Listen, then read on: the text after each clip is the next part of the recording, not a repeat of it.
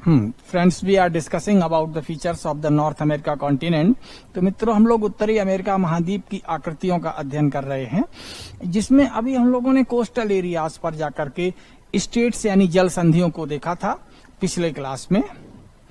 और इस तरीके से हम लोगों ने देखा जाए तो पेनिनसुली नॉर्थ अमेरिका के कवर कर लिए, स्टेट्स को कवर कर लिया, और काफी यहाँ पर महत्वपूर्ण हमें तथ्य और सूचनाएं मिली हैं। और आज का जो टॉपिक है जिसे हम लोग डिस्कस करेंगे, फिजियोग्राफिक रीजन्स की बात हम लोग कर रहे थे, जिसमें हम लोगों ने कैनेडियन सील्ड को डिस्कस कर लिया था। और अब बात आ गई द ग्रेट लेक्स। ये टॉपिक है जिस पर आज हम चर्चा शुरू कर रहे हैं। द ग्रेट लेक्स ऑफ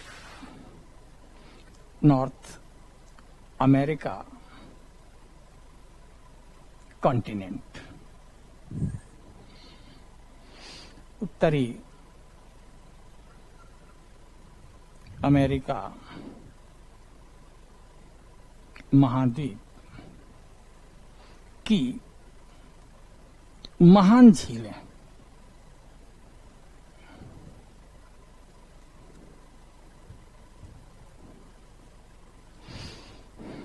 अब अगर हम लोग मैप पर जाएं, यही फिजिकल मैप है, और इस फिजिकल मैप पर जूम करके देखें,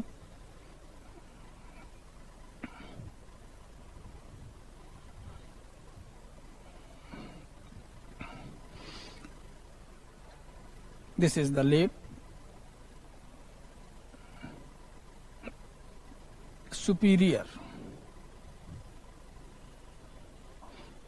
You people are tracing it easily. Superior Lake, the largest freshwater lake. This one is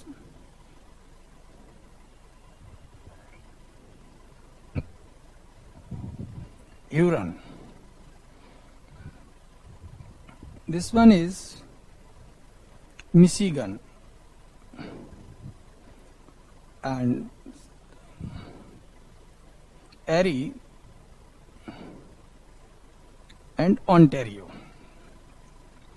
These 5 lakes of the North America continent are known as Great Lakes. उत्तरी America महाद्वीप की ये 5 झीलें superior, Huron, Michigan, एरी और Ontario, ये 5 झीलें great lakes कही जाती हैं, महान झीलें कही जाती हैं। और ये जो झीलें हैं, एक तरीके से यहाँ झीलों की एक चाप है जो कैनेडियन सील्ड की दक्षिणी सीमा पर उपस्थित हैं। और ये सीरीज जो शुरू होती है इन झीलों का क्रम, तो इधर हम अलास्का की ओर अगर बढ़ते हैं तो कनाडा में हमें यहाँ पर एक जो लेक मिल रही है ग्रेट बियर लेक, और ग्रेट बियर के बाद Great Slave Lake, then Athabasca, Wollaston, Reindeer, Winnipeg, then ये लेक वुड्स रीजन, सुपीरियर, और ये 5 झीलें ये मिलकर के ये lake region of North America बनाती है। इसको अगर हम इस लाइन से जोड़ें, ये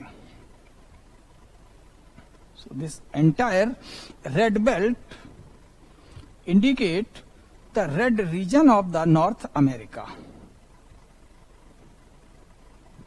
lake region of the North America।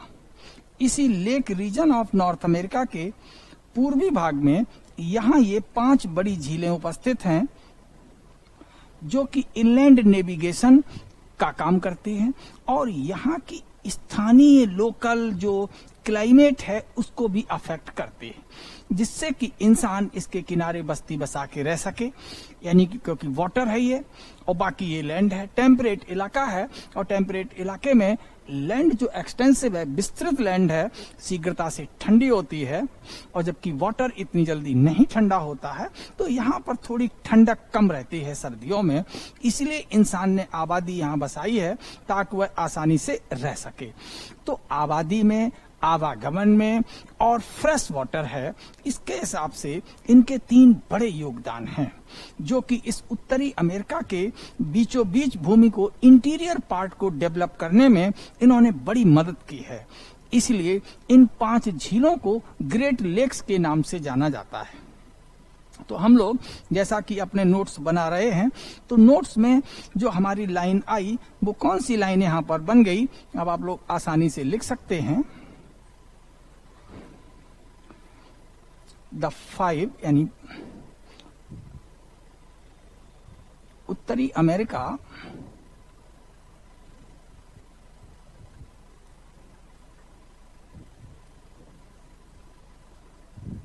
के चापनुमा झील प्रदेश की 5 बड़ी पूर्वी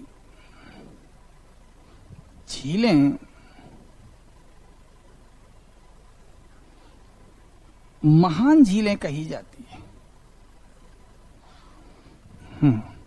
उत्तरी अमेरिका के चापनुमा झील प्रदेश की 5 बड़ी पूर्वी झीलें महान झीलें कही जाती है। All the 5 large lakes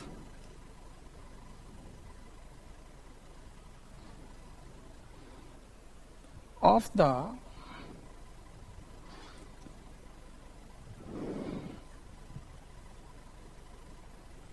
eastern part of lake region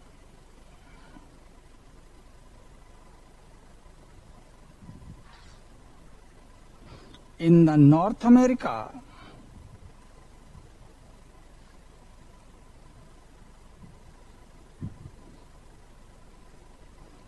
are called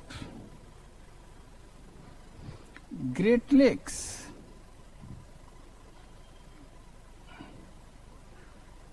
great Lakes, इनको हम महान झीलें कहते हैं। तो ये महान क्यों हैं, लिख ले। क्योंकि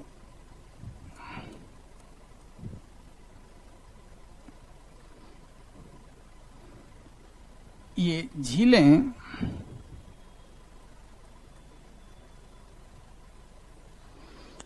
निम्नलिखित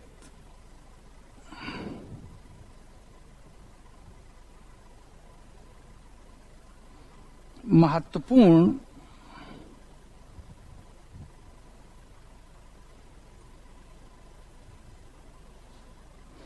सुविधा या सुविधाएं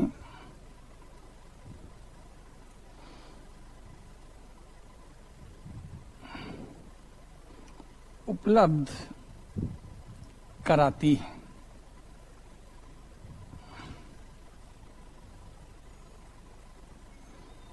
Because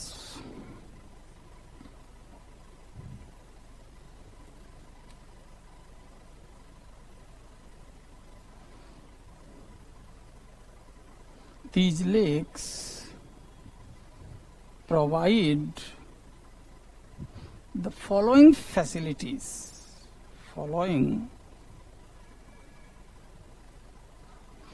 significant facilities.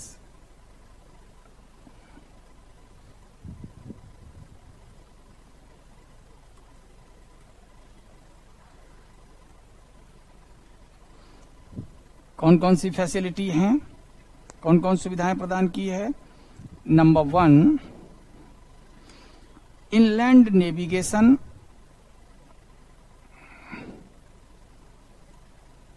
जमीन के अंदर नौकाएं पहुंच सकती हैं। इनलैंड नेविगेशन, आंतरिक जल परिवहन,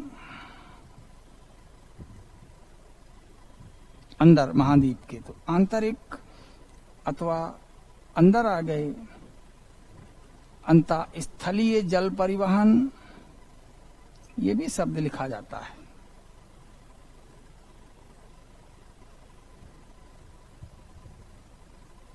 इनलैंड नेविगेशन। दूसरा और क्या है ये इनलैंड नेविगेशन के अलावा ये फ्रेश वाटर अवेलेबल कराते हैं फॉर द तो availability of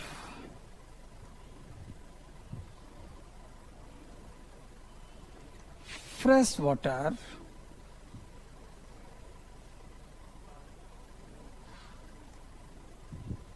for domestic and industrial use.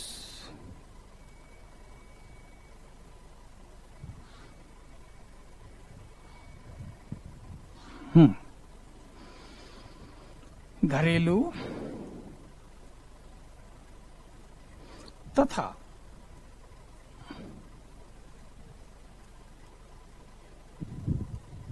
औद्योगिक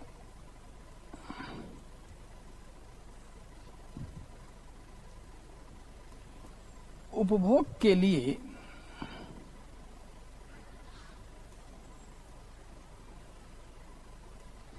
सादा जल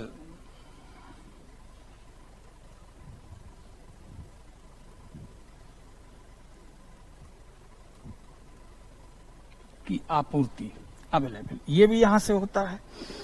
दूसरी बात, इन झीलों के दक्षिण में, क्योंकि यहाँ पर धसान हुआ है, भ्रंशन से बनी है, तो बहुत सारी जो रॉक्स वगैरह थे या वेजिटेशन रहे होंगे वो नीचे की ओर दब गए। तो किसकी उपस्थिति हो गई? खनिजों की।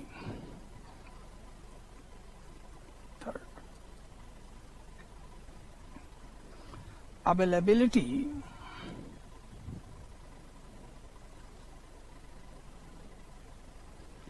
ऑफ minerals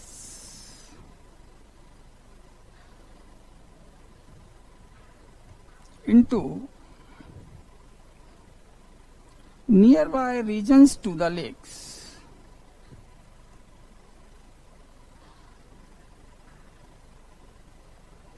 झीलों के निकट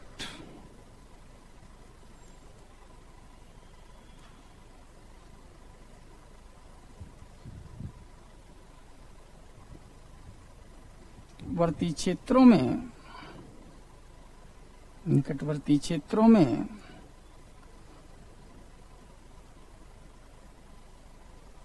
खनिजों की उपस्थिति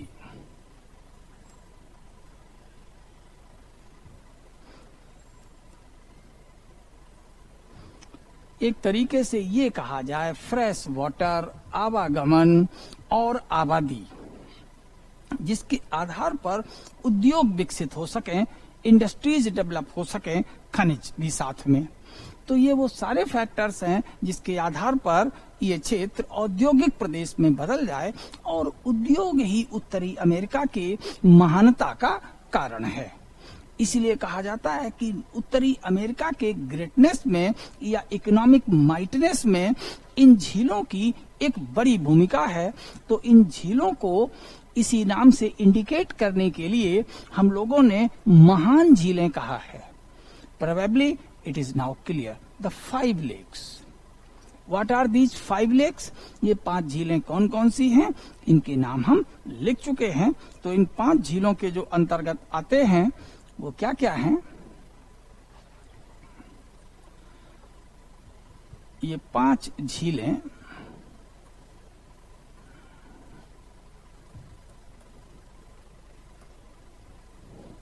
these 5 lakes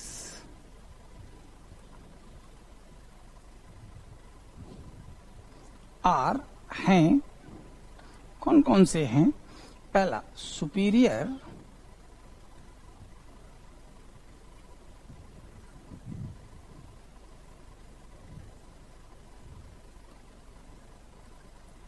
superior lake,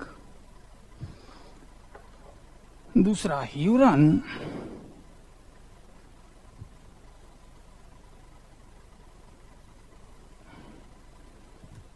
HURON, Huron lake, तीसरा मिशिगन, MICHI, मिशिगन,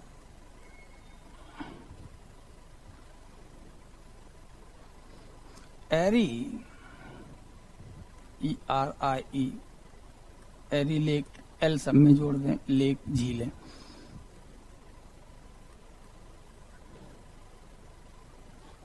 ओंटारियो,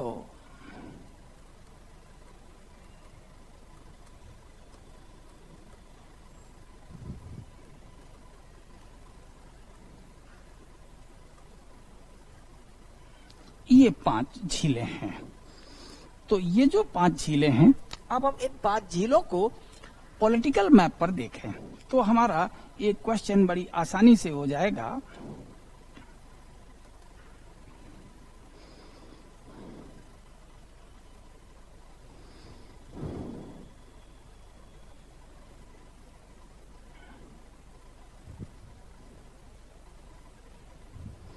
यही 5 झीलें हैं। सुपीरियर, सुपीरियर के इधर आप देख रहे हैं ये कनाडा है, और इधर की ओर हम लोग देखें तो कलर चेंज है, यूएसए है। तो सुपीरियर के नॉर्थ की ओर कनाडा और साउथ की ओर यूएसए है। ऐसे ह्यूरन के नॉर्थ की ओर कनाडा, साउथ की ओर यूएस है। एरी के नॉर्थ की ओर कनाडा है, साउथ की ओर यूएस है। ओंटारियो में भी यही है। तो ये जो 4 झीलें हैं वो इस तरीके से दोनों देशों में बटी हुई है। लेकिन ये जो लेक है इसके चारों ओर यूएसए है। It's name is the Michigan. तो इन 5 महान झीलों में 4 झीलें तो यूएस और कनाडा का बॉर्डर बना रही हैं और दोनों देशों में आधी आधी बटी हुई हैं, जैसा कि आप मैप पर इस लाइन को देख रहे हैं। अब और ये क्लियर हो गया होगा। ये रेड लाइन है, लेकिन जो सुपीरियर है ये बॉर्डर पर नहीं है, ह्यूरन से जुड़ी हुई है, ये बात अलग है, लेकिन ये बॉर्डर नहीं बनाती। तो 4 झीलें इनमें से यूएस और कनाडा के बीच एक फिजियोग्राफिक भूआकृतिक अंतरराष्ट्रीय सीमा का निर्माण करती है। लिख लें। तो 4 झीलें कौन सी नहीं बना रही है, वो ये है। मिशिगन नहीं बनाती। तो 4 लेक्स जो इसमें हैं, जो 4 झीलें हैं, वो अंतरराष्ट्रीय सीमा रेखा का काम कर रही हैं। किसके बीच? Between Canada and US. 4 झीलें महान झीलों में से कौन कौन?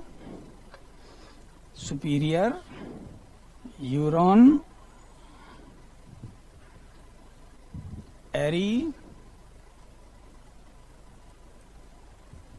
ओंटारियो,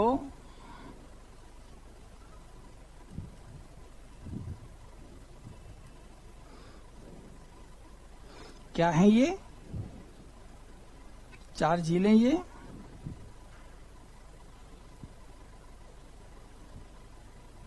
अक्सर लोग बोल देते हैं प्राकृतिक सीमा रेखा। 2 देशों के बीच कभी सीमा रेखाएं प्राकृतिक नहीं होती हैं, वो तो मानव की इच्छा पर है। इसीलिए हमेशा जो इंटरनेशनल बाउंड्री है या स्टेट बाउंड्री है या डिस्ट्रिक्ट बाउंड्री है, ये तो इंसानी फितरत का परिणाम है। तो इसीलिए कभी नेचुरल बाउंड्री जैसा शब्द का प्रयोग नहीं किया जाता है।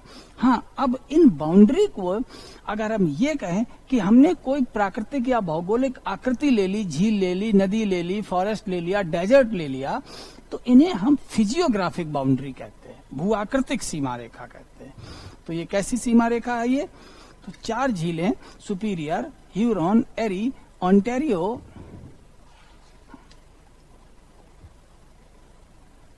कनाडा तथा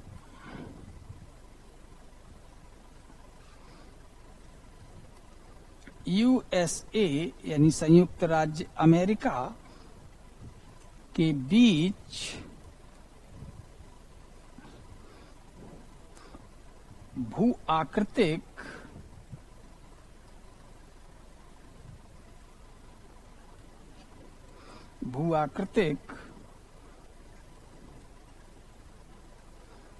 अंतर्राष्ट्रीय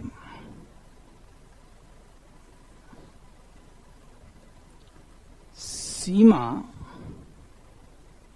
बनाती है।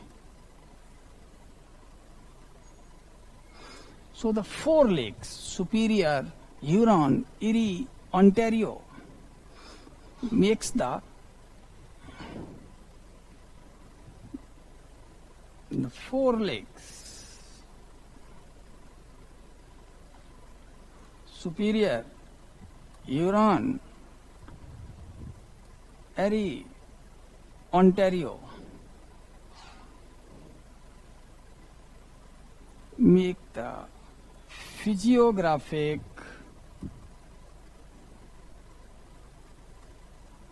भूआकृतियां हैं, झील तो भूआकृति होती है, फिजियोग्राफिक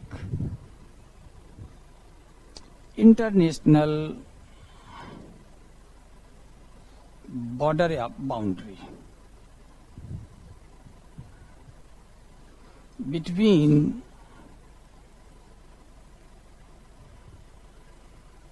कनाडा एंड यूएसए। तो कनाडा और यूएसए के बीच ये 4 झीलें सुपीरियर, ह्यूरॉन, एरी, ओंटारियो सीमा बनाती है, अंतर्राष्ट्रीय भूआकृतिक सीमा बनाती है। ये लिख लिया हम लोगों ने। जबकि महान झीलें हैं 5, तो एक छूट गई है, तो वो है मिशिगन। तो Michigan is not the part of the border, it entirely located into the US. जबकि मिशिगन झील पूरी तरह पूर्ण रूपेण इसे कहते हैं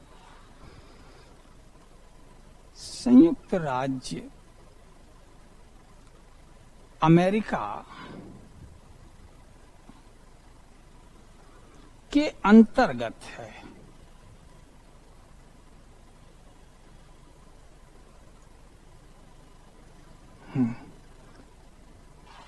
While Michigan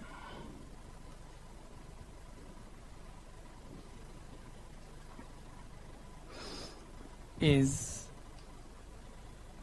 entirely located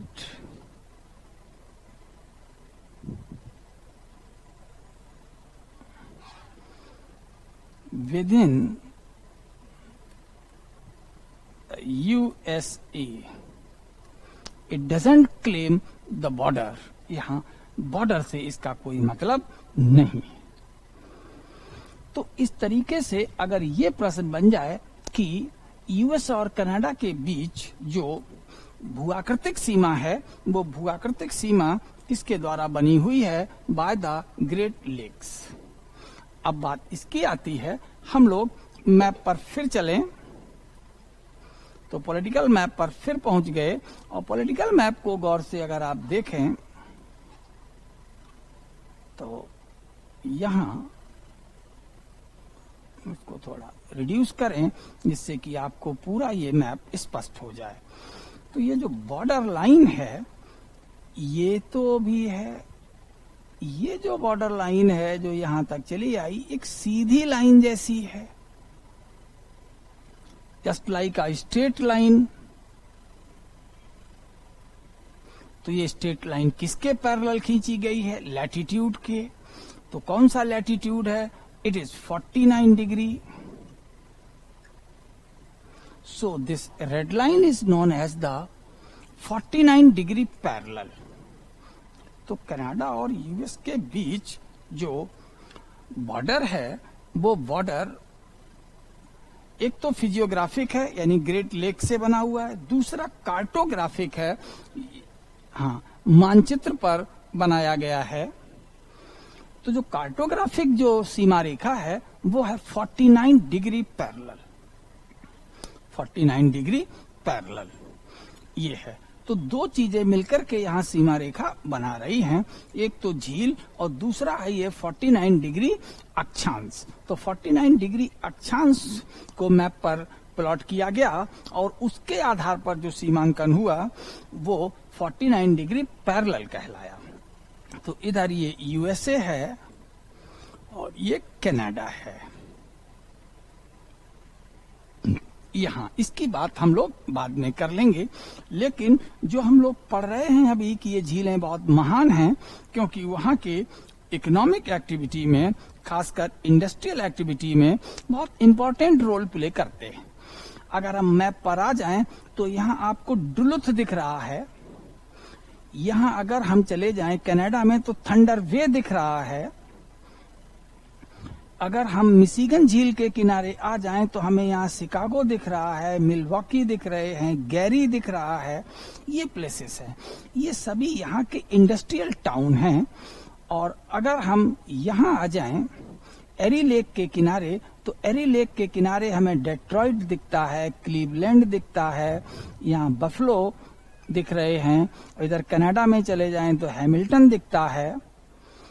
तो इस तरीके से बहुत सारे यहाँ इंडस्ट्रियल टाउन हैं. इंडस्ट्रियल टाउन क्यों हैं?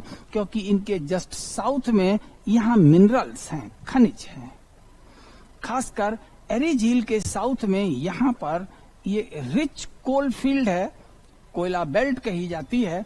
और यहाँ सुपीरियर झील के डुलुथ और इसके आसपास में यहाँ आयरन बेल्ट है, एफई.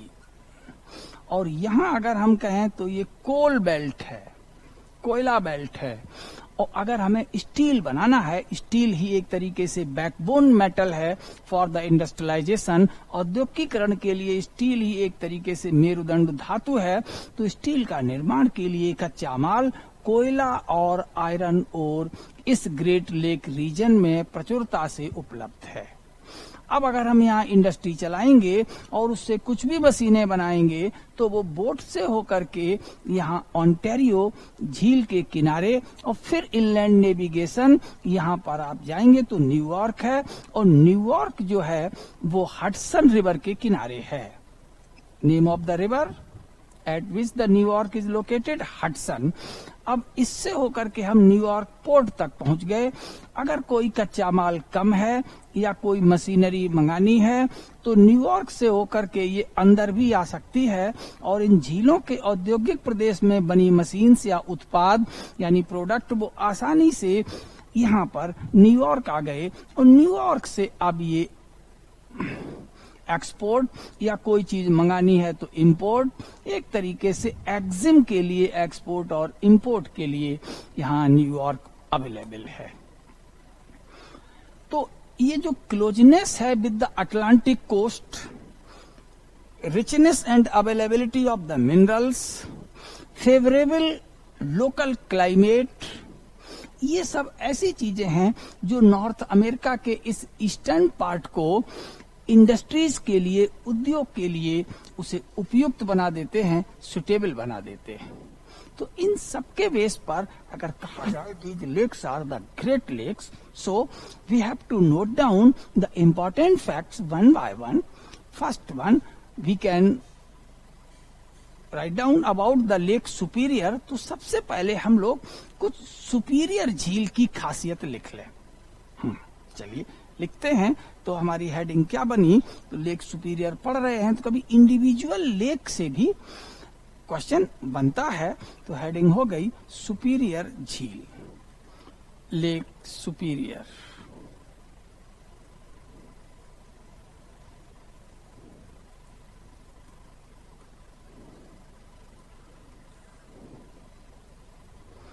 तो पहला पॉइंट क्या होगा, यह सादा जल की विश्व की सबसे बड़ी झील है।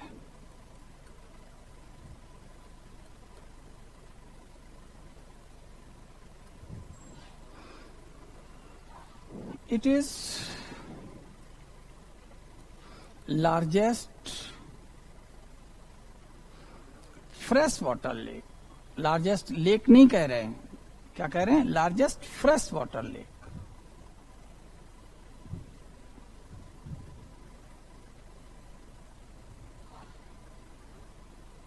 In the world.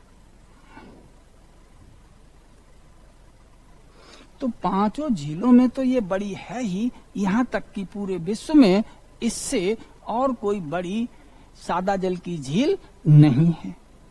तो it is largest fresh water lake in the world.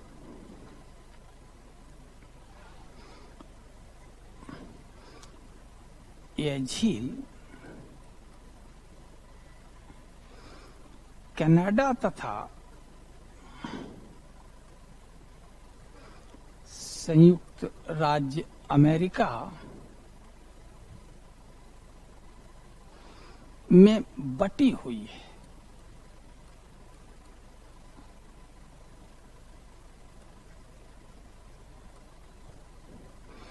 The lake is divided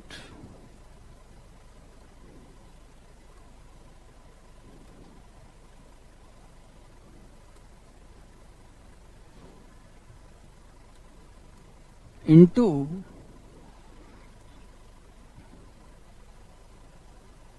Canada and USA। अब अगर बटी है तो हम लोगों ने पढ़ भी रखा है कि यहाँ पर मिनरल्स अवेलेबल है के साउथ में नियर बाय रीजन्स में, तो इंडस्ट्रियल टाउन होंगे। सुपीरियर झील के किनारे, सुपीरियर झील के किनारे yes, along the shore of the Lake Superior,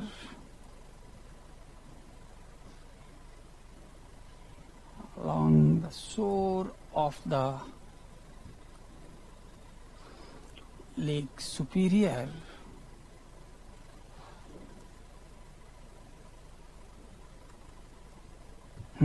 क्या क्या है अभी हम लोगों ने नोट किया था। डुलुथ, ये इंडस्ट्रियल टाउन है डुलुथ। मैप पर देख लें, this one Duluth industrial town किसका हो गया, ये यूएस का। तो industrial town of the US Duluth. Duluth iron, steel,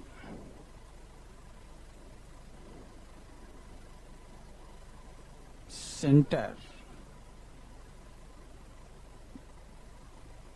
in USA, Duluth हो गया। दूसरा क्या बताया, thunder bay,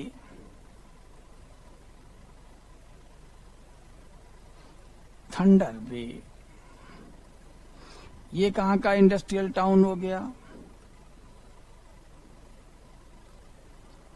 industrial town of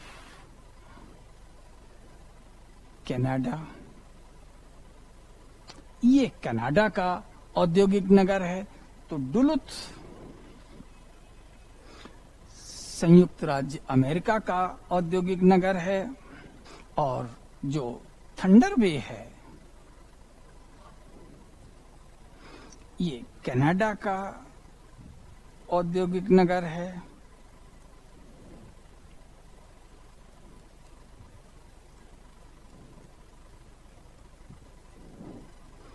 यह है तो सुपीरियर झील के किनारे डुलुथ और थंडर बे अवस्थित है। ये उपस्थित है, क्यों? क्योंकि सुपीरियर झील के किनारे लौह अयस्क प्रचुरता में उपलब्ध है।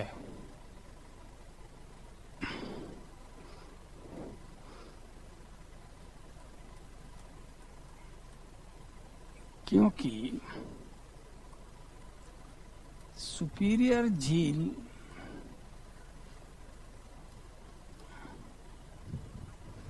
के निकट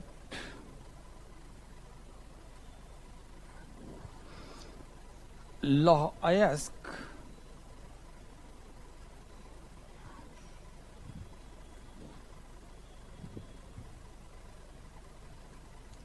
प्रचुरता में उपलब्ध है।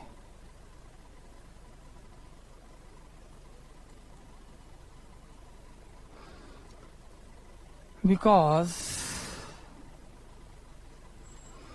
iron ore is present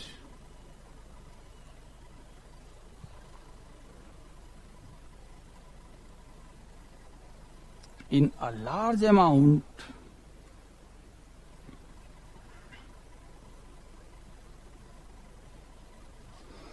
near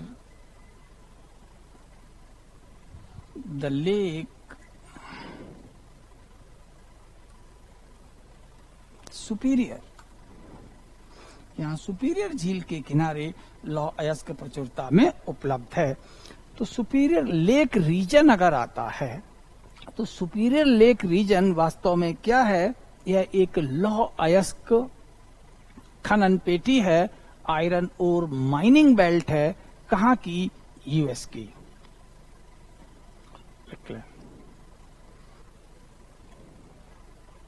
superior झील प्रदेश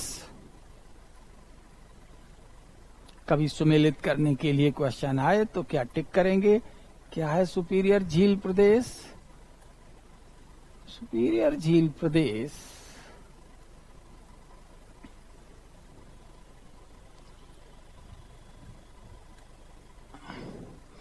संयुक्त राज्य अमेरिका का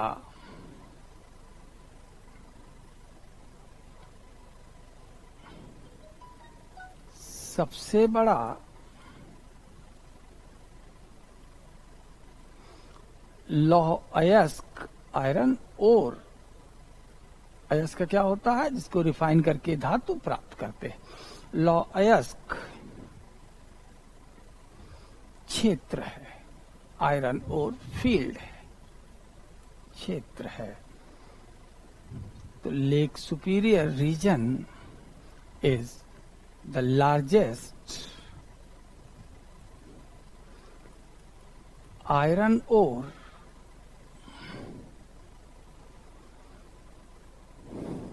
बेल्ट ऑफ यूएसए। पूरे यूएसए में इससे ज्यादा हमें और लौह अयस्क कहीं नहीं मिलता जितना कि हमें सुपीरियर झील क्षेत्र में मिलता है।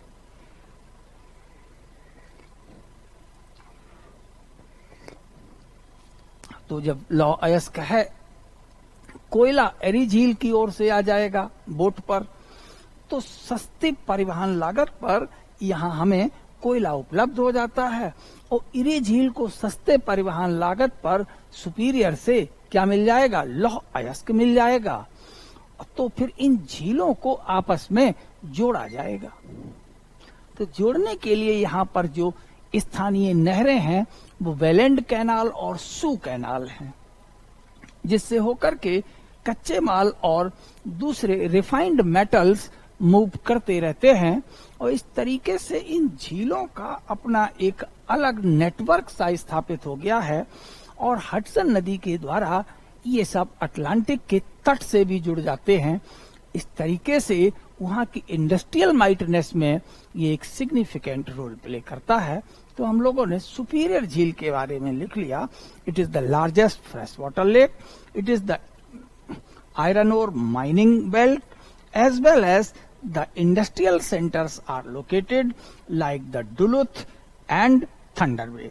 Thunder Bay is the industrial city of the Canada and Duluth is the city of the USA. Now, next we can move for the Michigan, another lake. Michigan झील, मिशिगन तो सुपीरियर तो Canada और US में बटी हुई थी, लेकिन ये तो बटी नहीं है, पहले ही लिख चुके हैं। तो पहली खासियत क्या है? सादा जल वाली झील।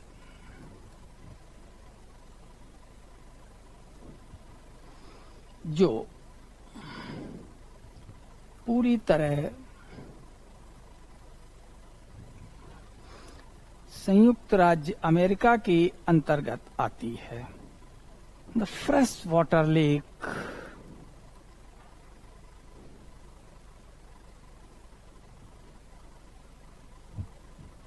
which entirely lies in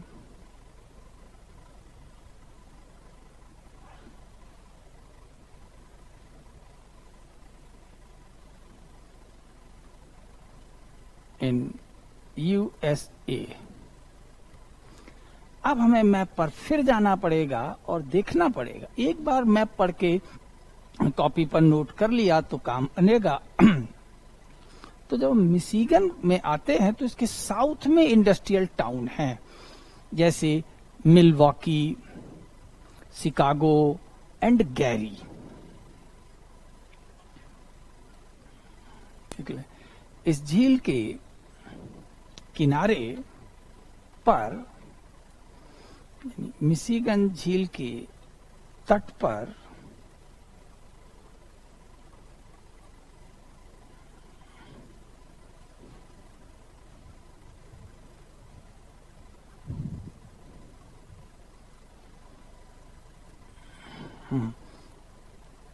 Milwaukee,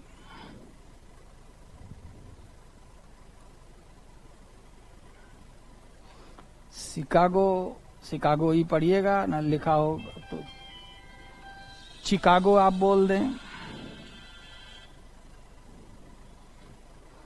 Chicago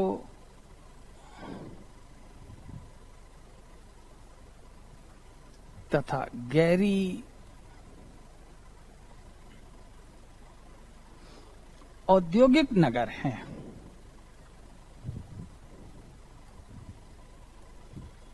औद्योगिक नगर हैं।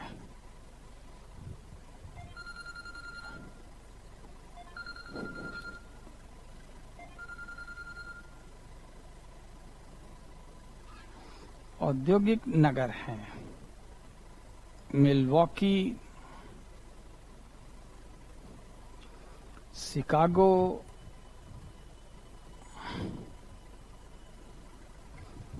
And Gary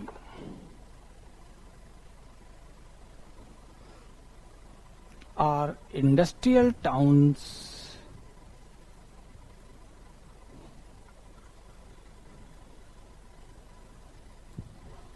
located at the shoreline of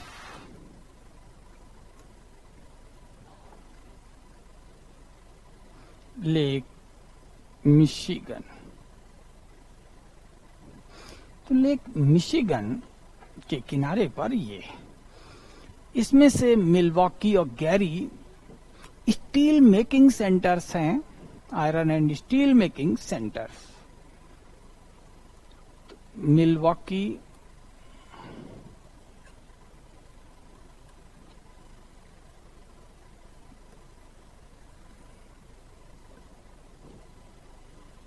Gary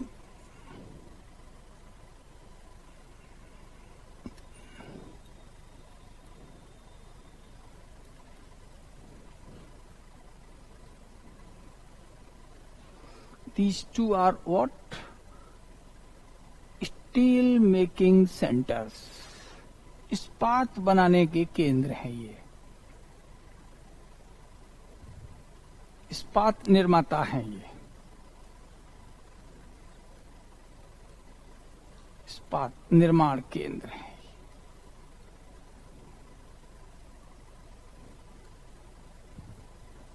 while Chicago, और सुना होगा कि शिकागो शहर में हमारे विवेकानंद ने एक अभूतपूर्व अविस्मरणीय ऐतिहासिक भाषण दिया था। वही शिकागो शहर की हम बात कर रहे हैं। तो जो शिकागो है,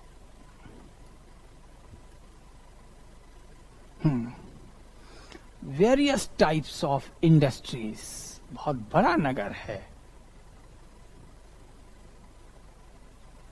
वेरियस टाइप्स ऑफ इंडस्ट्रीज, विविध प्रकार के यहाँ उद्योग हैं। लेकिन जब बात चर्चा में आती है तो शिकागो को slaughter house for the cattle कहा जाता है, कि यहाँ पर पशुओं का वध किया जाता है। तो Chicago has the very large बुचरी houses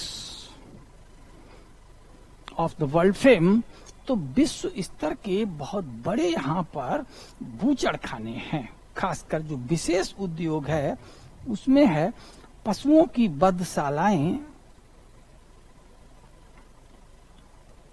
पशु वधशालाएं यहाँ बहुत हैं।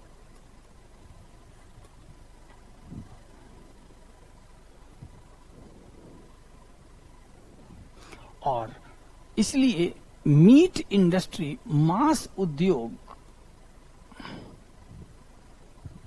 यहाँ का बहुचर्चित उद्योग है।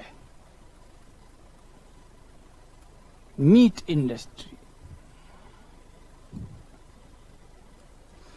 ये इसका किसका हो गया? शिकागो का। और ऐसे तो यहाँ जो इंडस्ट्री है, डोमेस्टिक कंजम्पशन की या घरेलू उपयोग की जितनी भी चीजें हैं, वो बहुत सारी चीजें यहाँ पर बनती हैं। तो बुचरी हाउस है ये एक तरीके से यूएस का शिकागो। अब बात आती है द लेक।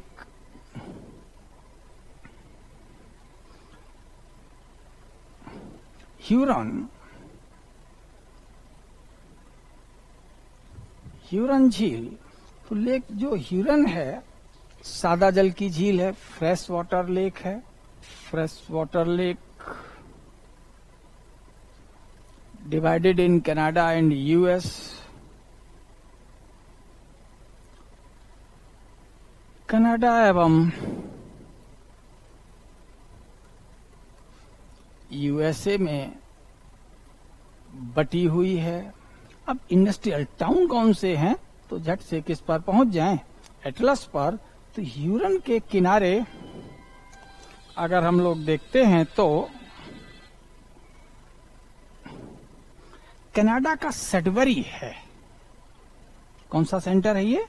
सडबरी दिख रहा होगा यहाँ पर, ये this is the Sudbury, Canada का। जूम कर दें।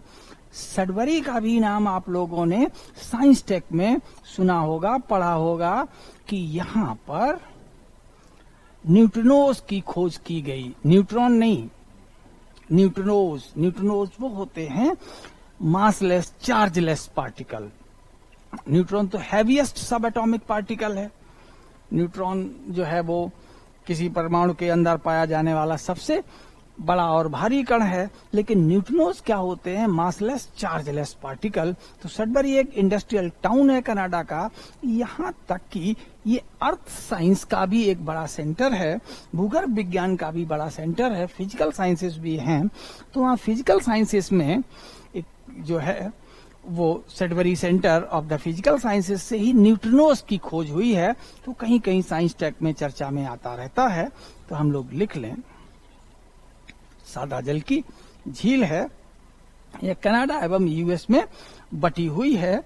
लेकिन ये झील मुख्यतया सुपीरियर और एरी के बीच एक आंतरिक परिवहन मार्ग का काम करती है। किसके बीच? सुपीरियर और एरी के बीच। इसीलिए यहाँ पर यूएस की ओर से कोई बड़े औद्योगिक नगर नहीं है। लेकिन कनाडा की ओर से इस पर सडबरी एक औद्योगिक केंद्र है, एट द नॉर्दर्न शोर। तो इस झील के, ह्यूरन झील के उत्तरी किनारे पर, उत्तरी किनारा कहां पड़ेगा? दक्षिणी किनारा यूएस में, तो उत्तरी किनारा कनाडा। उत्तरी किनारे पर यानी कि कनाडा में सडबरी शहर स्थित है, जो उद्योगों तथा वैज्ञानिक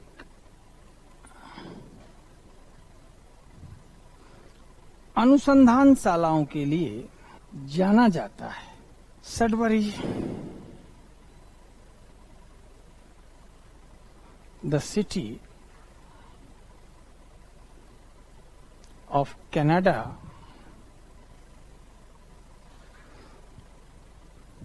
is located at the northern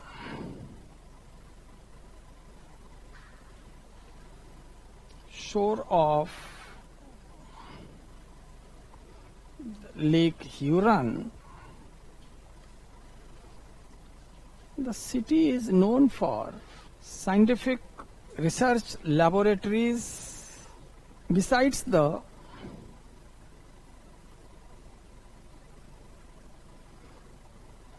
industrial centres, तो वैज्ञानिक केंद्र, अनुसंधान केंद्रों के अतिरिक्त यहाँ पर औद्योगिक केंद्रों की भी उपस्थिति है। तो Sudbury the city of the Canada is located at the northern shore of the lake Huron. The city is known for the scientific research labs besides the industrial centres और यूनिट्स। तो यहाँ इंडस्ट्रियल औद्योगिक इकाइयां और centres भी हैं, के अलावा यहाँ पर रिसर्च लेबोरेटरीज भी हैं। किस शहर की बात हो रही है? सडबरी की, जो ह्यूरन के उत्तरी तट पर है। Now we can move, that is the another lake Erie. अब हम लोग एरी झील पर आते हैं। आपने मैप देखा ही है ये, तो एक बार मैप को हम लोग फिर रिकॉल कर लेते हैं।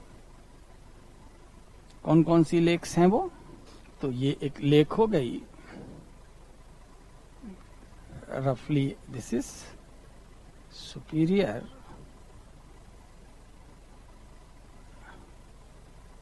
Hurun, Michigan,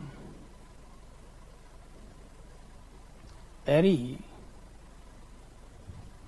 this is Erie lake, it is Ontario lake. तो अभी हम लोगों ने 3 को पढ़ लिया है, सुपीरियर, मिशिगन और ह्यूरन को। अब हम लोग बात कर रहे हैं किसकी? एरी की। तो एरी झील के दक्षिण में बहुत सारा कोयला भंडार है, बहुत बड़ा कोयला भंडार है। So now we can move, the topic is lake Erie, Erie झील।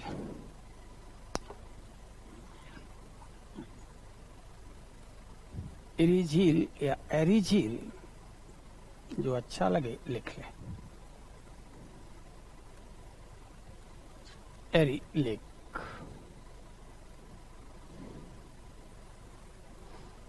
फ्रेश वाटर लेक, सादा जल की झील है। देन कनाडा और यूएस में बटी हुई है, विभाजित है, बटी हुई है। Shared by both Canada and USA.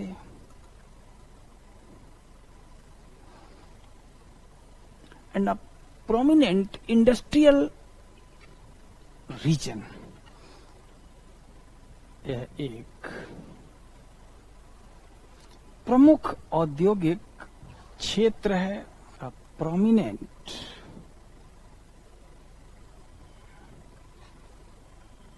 industrial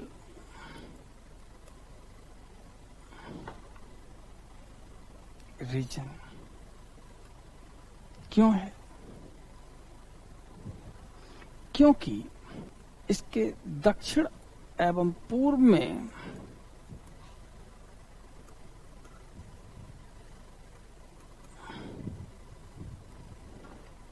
औद्योगिक महत्व के खनिजों की प्रचुरता है।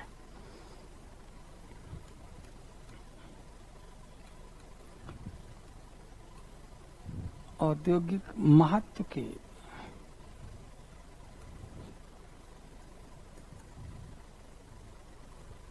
खनिजों की प्रचुरता है।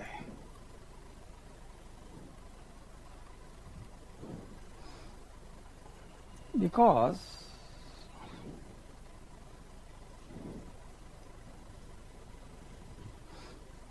there is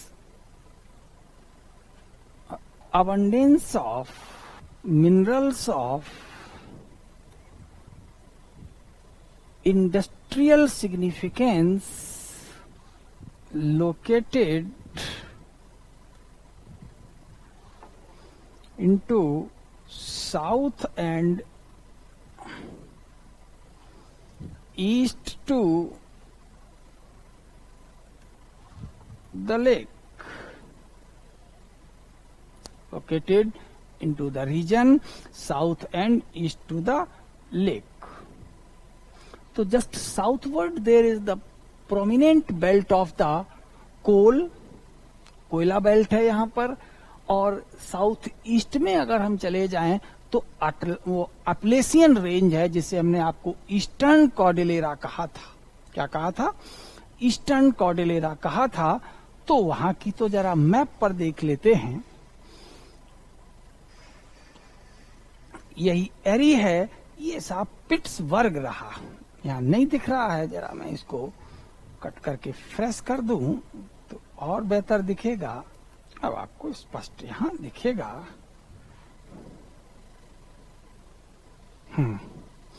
this is the Pittsburgh, और पिट्सबर्ग का कोयला बहुत फेमस है। अब अगर हम यहां आ जाएं इसके ईस्ट की ओर, तो ये तो सब अपलेसियन पहाड़ियां हैं, और ये जो अपलेसियन पहाड़ियां हैं ये iron ore belt, metallic minerals में रिच हैं, और यहीं पास में पिट्सबर्ग का कोल फील्ड है। और पिट्सबर्ग के ही आसपास अगर देखा जाए तो पेट्रोलियम फ्यूल भी है। तो fossil fuels are available in a large amount just southward to the Erie. तो एरी के ठीक दक्षिण में जीवाश्मीय ईंधन, कोयला और पेट्रोलियम उपलब्ध है, और दक्षिण पूर्व में अपलेसियन के धात्विक खनिज, मेटेलिक मिनरल्स उपलब्ध हैं। इस तरीके से, और एरी की जो डिस्टेंस है अटलांटिक तट से वो भी कम है, यानी ये ज्यादा दूर नहीं है।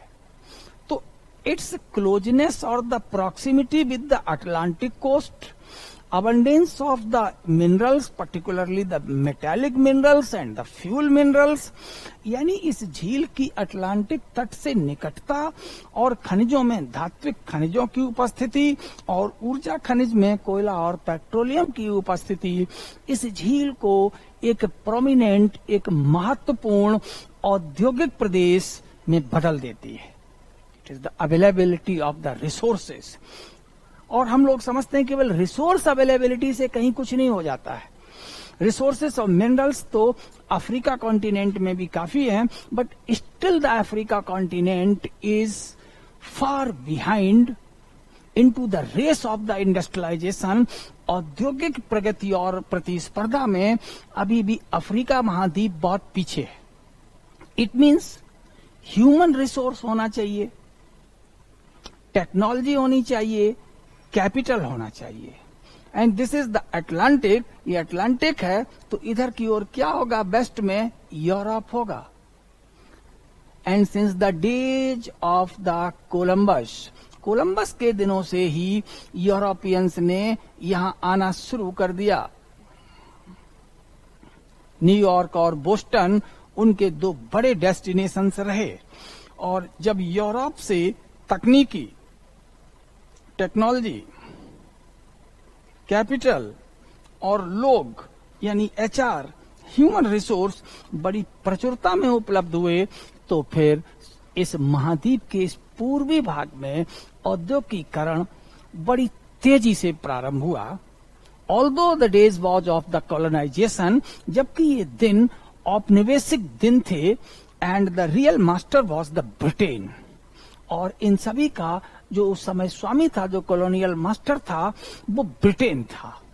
लेकिन after the independence of the land under the leadership of the George Washington, और जॉर्ज वॉशिंगटन के नेतृत्व में जब इस देश को स्वतंत्रता प्राप्त हुई, after that the first world war and second world war brought the golden opportunity for the excessive production of the industries. लेकिन स्वतंत्रता के बाद प्रथम विश्व युद्ध और द्वितीय विश्व युद्ध ने इस देश को औद्योगिक प्रगति के लिए सुनहरा अवसर प्रदान किया, और जो भी इंडस्ट्रीज यहाँ लागू हुए यानी स्थापित हुए वो सफल रहे, और उनका कच्चा माल फिलाडेल्फिया, न्यूयॉर्क, बोस्टन, बाल्टीमोर, इन शहरों से दुनिया के अन्य देशों और नगरों की ओर वो बड़े बड़े जहाजों में लदकर पहुंचने लगे। एक तरीके से एक्सिम यानी एक्सपोर्ट और इंपोर्ट में पलड़ा भारी रहा यूएस का, क्योंकि ये एक्सपोर्ट अधिक करता था और साथ दुनिया की अर्थव्यवस्था सेकेंड वर्ल्ड वॉर के बाद इसी देश के चारों ओर घूमने लगी।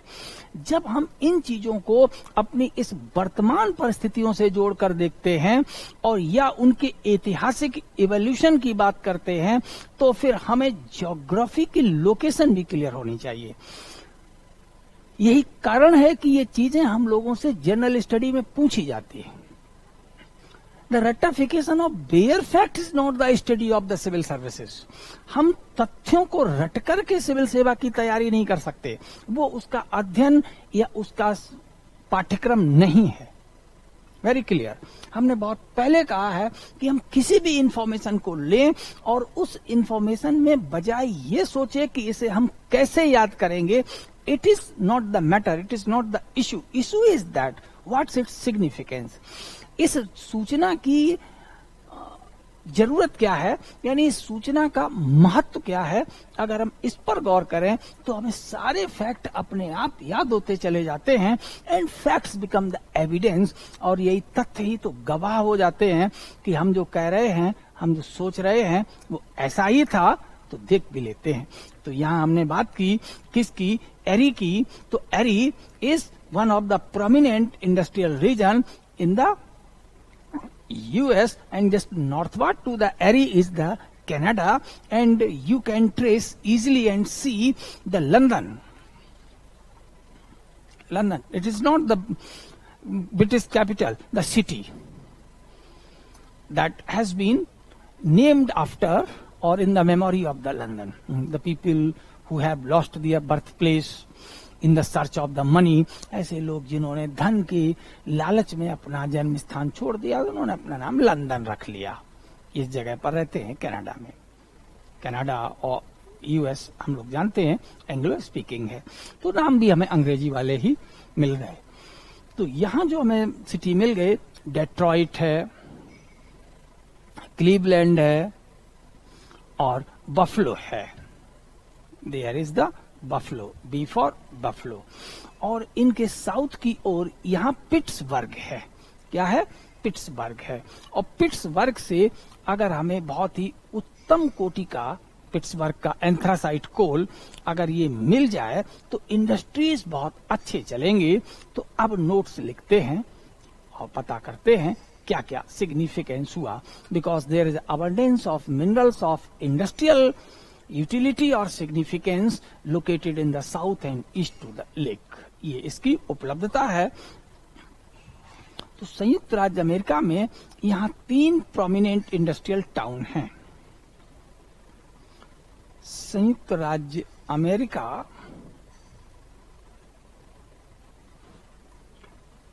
के 3 प्रमुख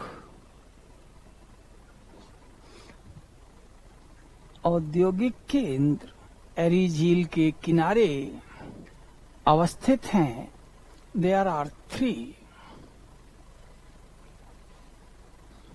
major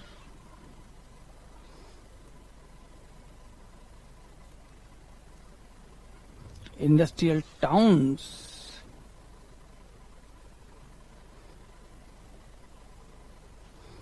along the Lake Erie.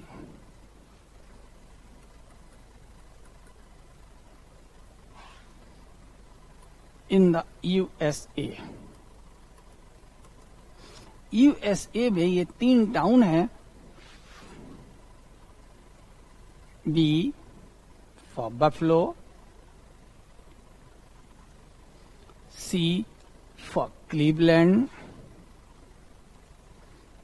D for Detroit. तो B, C, D.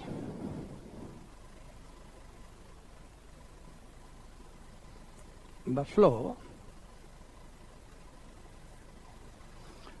Cleveland,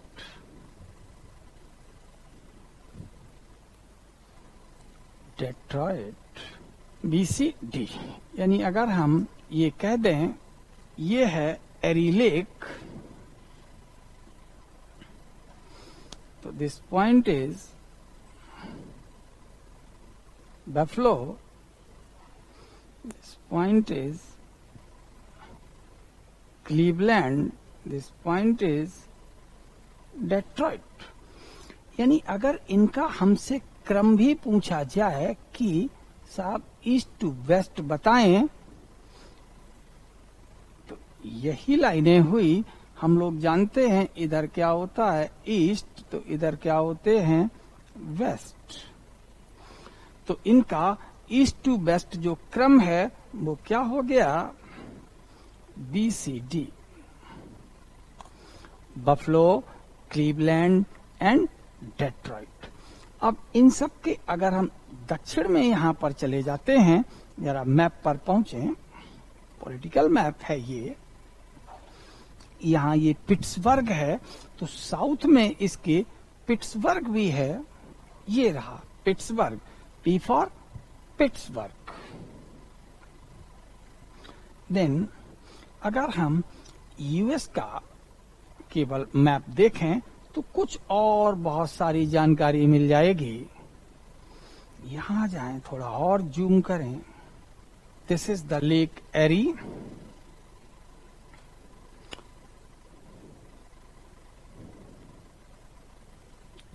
ये यहां डेट्रॉइट है, ये टोलीडो है, ये क्लीवलैंड है. लेक एरी के किनारे ये एरी सिटी है, ये बफलो है. तो बफलो, क्लीवलैंड एंड डेट्रॉइट, यही हमने आपको बताए हैं. यही जस्ट साउथ में ये एक्रोन है, और एक्रोन के अगर हम साउथ में जाते हैं तो ये पिट्सबर्ग है. ये पेंसिल्वानिया है, कोयला फील्ड, और पिट्सबर्ग की खदान. और यहीं पर आयरन ओर लॉ इस्पात सेंटर भी है, इसलिए पिट्सबर्ग को हम पिट हेड स्टेशन भी कहते हैं. और पेनिसिल्वानिया रीजन में ये पिट्सबर्ग आता है. और पेनिसिल्वानिया पूरे वर्ल्ड में अपने क्वालिटी कोल यानी बेस्ट क्वालिटी कोल के लिए जाना जाता है. और यही कोल की जो क्लोजनेस है south and east ward direction में, इसी ने एरी झील को एक औद्योगिक क्षेत्र में बदल दिया है. तो क्लीवलैंड के साउथ में एक्रोन और उसके साउथ ईस्ट में पिट्सबर्ग उपस्थित है. हम लोग अपने नोट्स पर आ जाते हैं. डेट्रॉइट, तो 3 नगर हैं. कौन कौन? बफलो, क्लीवलैंड और डेट्रॉइट दिख गए, जो कि पूर्व से पश्चिम की ओर स्थित हैं. तीनों नगर जो कि पूर्व से पश्चिम की ओर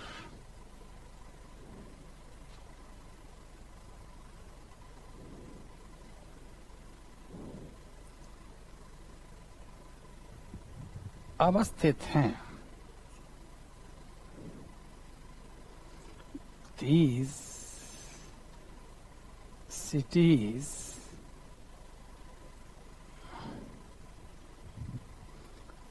are located from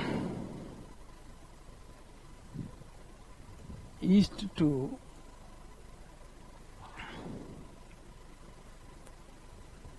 waste.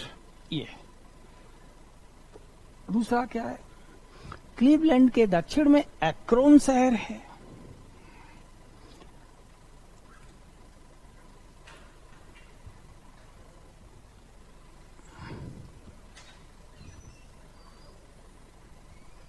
Cleveland के दक्षिण में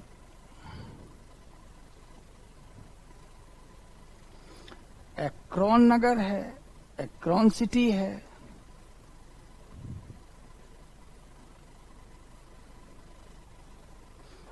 जो कांच उद्योग तथा रबर एवं टायर ट्यूब उद्योग के लिए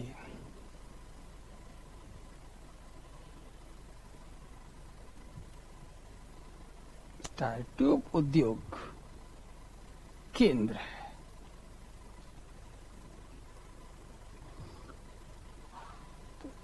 साउथवर्ड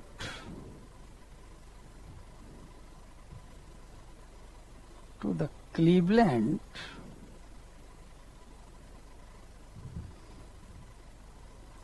the city Akron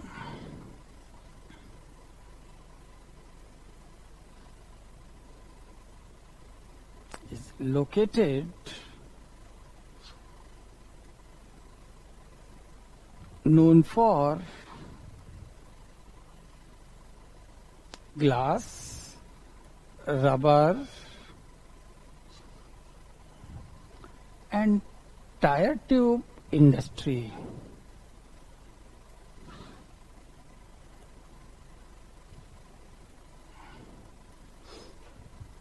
इनके लिए ये फेमस है। अब हम लोग बात करते हैं, इस मैप पर फिर आ जाते हैं, जरा देखें कहाँ गया ये।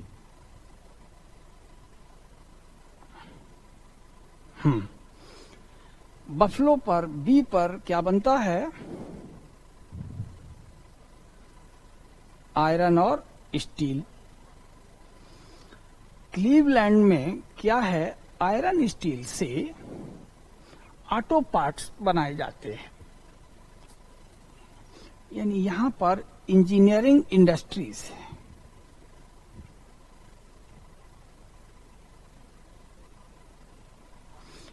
और डेट्रॉइट में अगर हम आ जाएं तो अब यहां गाड़ियां बनाई जाती हैं, ऑटोमोबाइल्स।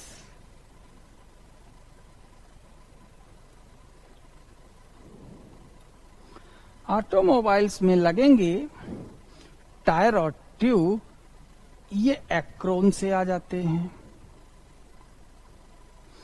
तो ये स्टील यहां काम आई, इस स्टील से यहां मैन्युफैक्चरिंग हुई पार्ट की, जो डेट्रॉइट पहुंचे, और जब गाड़ी बनकर तैयार हो गई तो टायर और ट्यूब एक्रोन से पहुंच गए। तो यही जो डेट्रॉइट है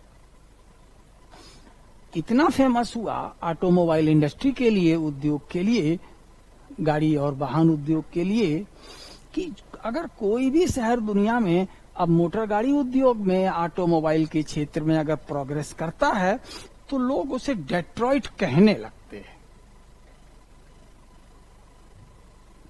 अगर नागपुर ने प्रोग्रेस की तो साहब ये इंडिया का इमर्जिंग डेट्रॉइट हो गया। आजादी के समय कोलकाता ने, यहाँ हिंदुस्तान मोटर्स का अपना सेंटर था, तो साहब वहां पर ईस्ट का, भारत के पूर्व का डेट्रॉइट कोलकाता इमर्ज होने लगा। गुड़गांव में अब इस समय ऑटोमोबाइल्स का डेवलपमेंट तेजी से जारी है पिछले 3-4 दशकों से। तो अब ये साहब नॉर्थ का इमर्जिंग डेट्रॉइट है। तो इस तरीके से यानी डेट्रॉइट नाम कहां से आया?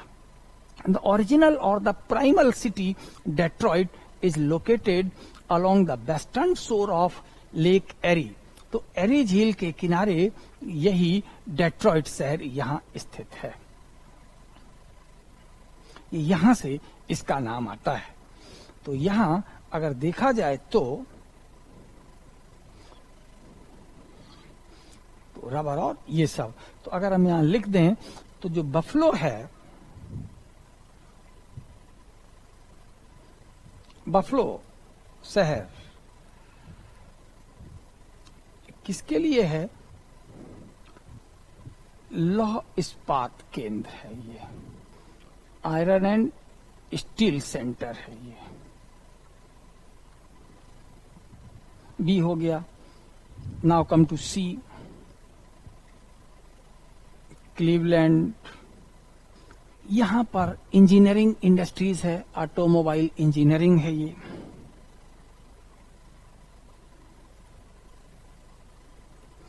इंजीनियरिंग सेंटर है ये।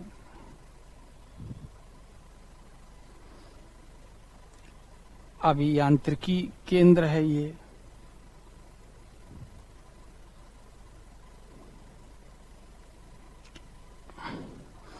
अब बचा डेट्रॉइट।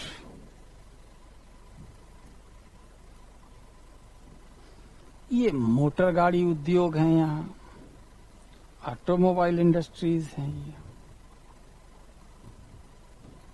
आप लोगों ने नाम सुना भी होगा, जनरल मोटर्स,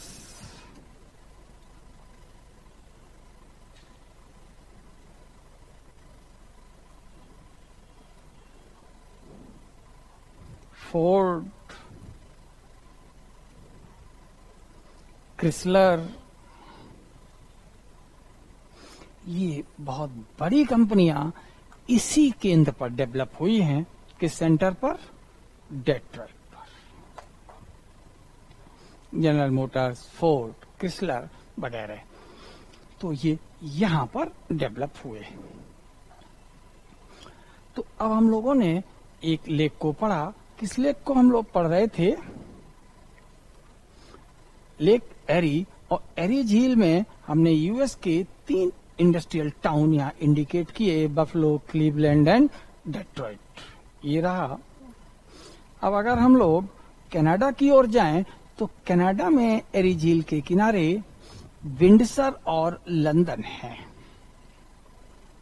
अभी तक ये फैक्ट नहीं पूछा गया है, लिख लिया।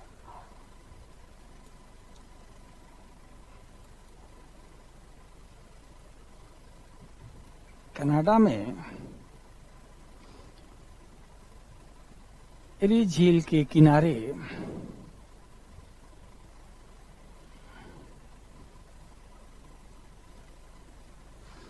विंडसर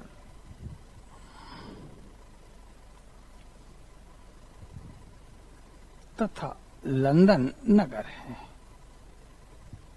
कुछ लोग चौंक रहे होंगे कि लंदन मीन्स ब्रिटेन में ही सुना है। यहां भी लंदन है।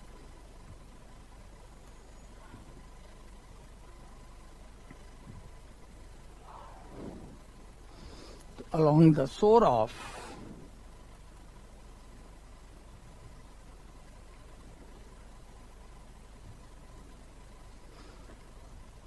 एरी lake,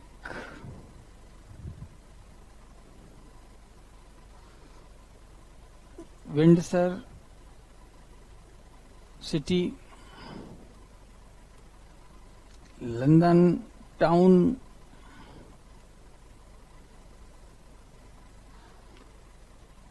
are located in Canada. ये कनाडा के। Now the last one, that is Ontario.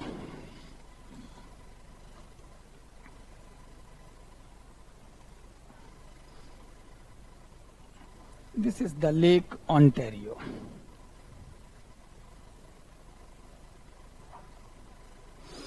Ontario, like the 3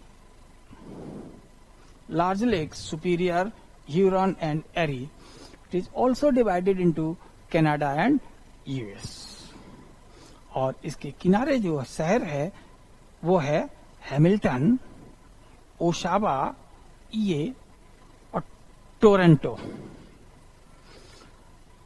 Hamilton, Toronto, Oshawa इसी के किनारे हैं। किस झील के किनारे? ओंटारियो के। और यहीं से जो रिवर निकलती है ओंटारियो से ही, its name is Saint Lawrence, ये रिवर गई, Saint Lawrence. So we can move to the next. Ontario झील, वही सादा जल की झील.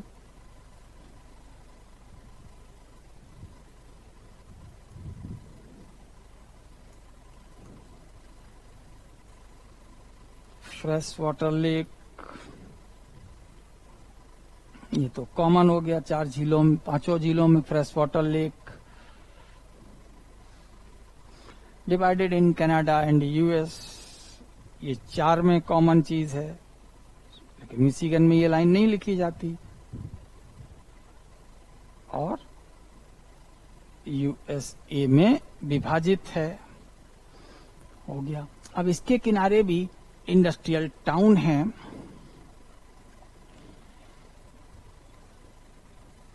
Surrounded by industrial towns. इसके किनारे भी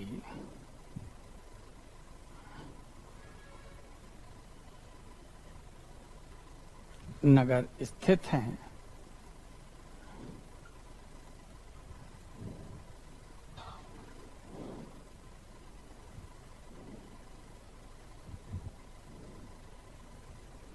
सराउंडेड बाय टाउन्स. अब कौन कौन से टाउन्स हैं, तो अब मैप पर चले जाएं.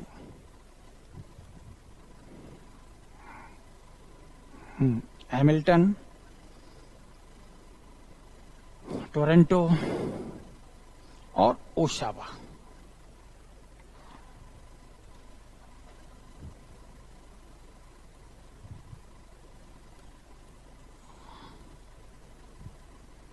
हैमिल्टन,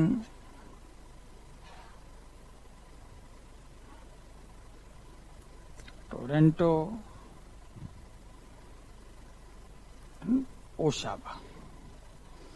3 के तीनों किसके हैं? कनाडा के. कनाडा के शहर हैं ये. और खास बात क्या है, इसी झील से सेंट लॉरेंस नदी निकलती है.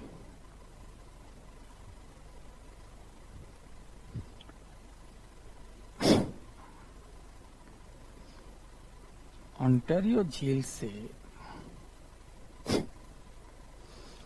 सेंट लॉरेंस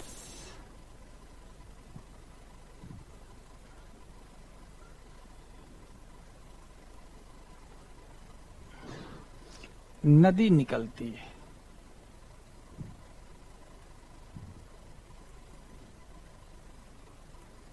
जो उत्तर पूर्व की ओर बहती हुई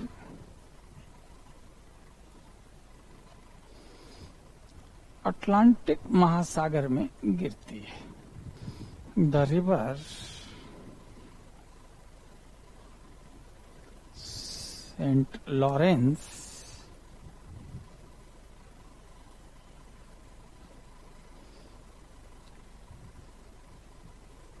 comes out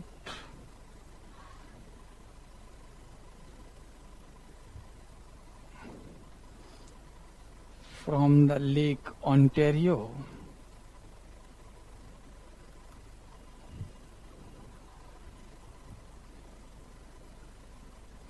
to flow in northeast direction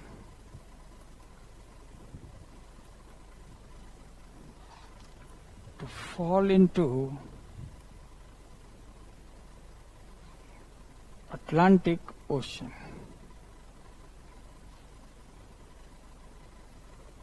ये फिर आप मैप पर पहुंच जाएं, जितना दिखे उतना लिख लीजिए. तो अब नदी के जब हम आगे चलते हैं तो हमें मिलता है यहाँ क्या, ओटावा, मॉन्ट्रियल, क्यूबेक,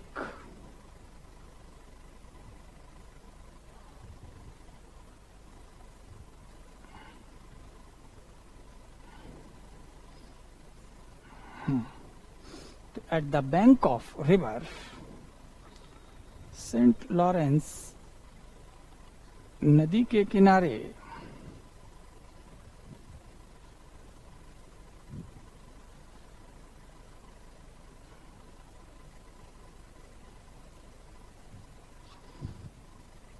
ओटावा,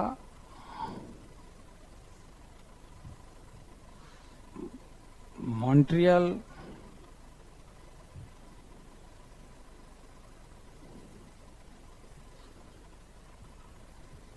तथा क्यूबेक शहर स्थित हैं।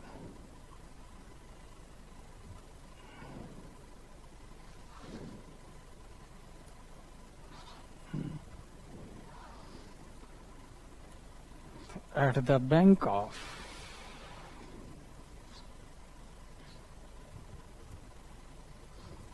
river Saint Lawrence,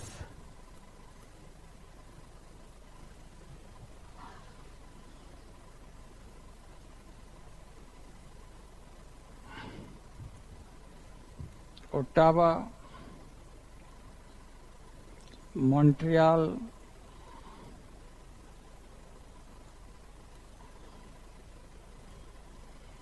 Quebec,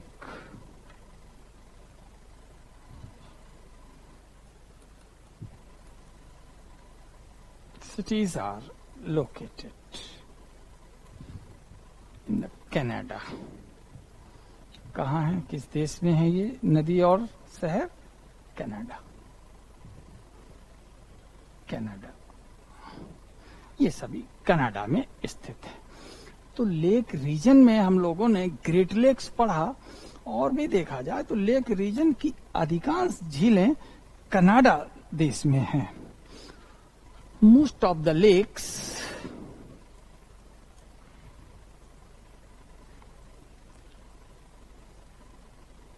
झील प्रदेश की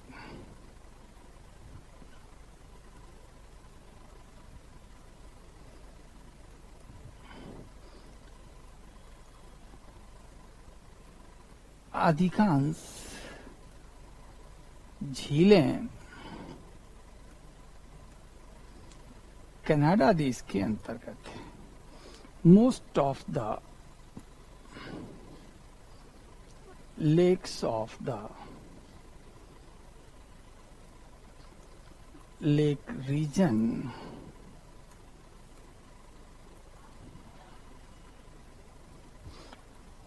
are located in to Canada,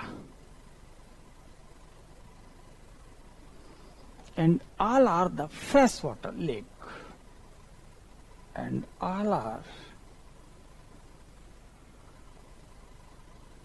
the freshwater lake, और सभी सादा जल की झीलें। तो लेक रीजन की जितनी झीलें हैं सभी सादा जल की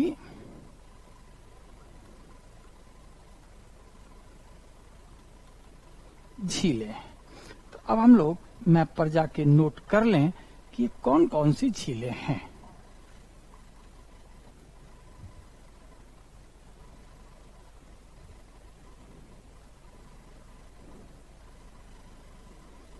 तो इनमें जो पहली आई, ग्रेट बियर लेक आर्कटिक वृत्त पर,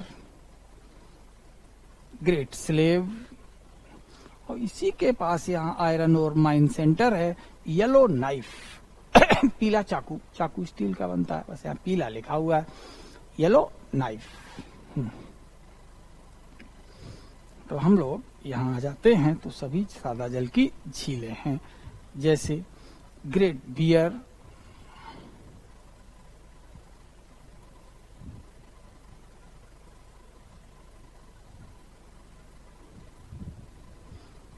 एट आर्कटिक सर्किल,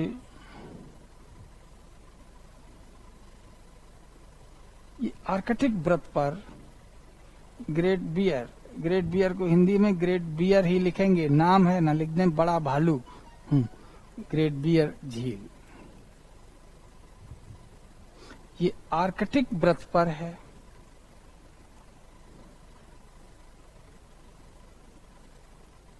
कनाडा में ग्रेट स्लेव,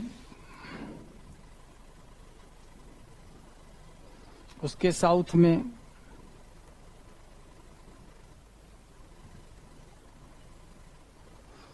अथावास्का, सभी के आगे लेक लिख लेंगे। अथावास्का झील, रेंडियर लेक, लेक विनीपेग, इसके किनारे विनीपेग शहर भी है।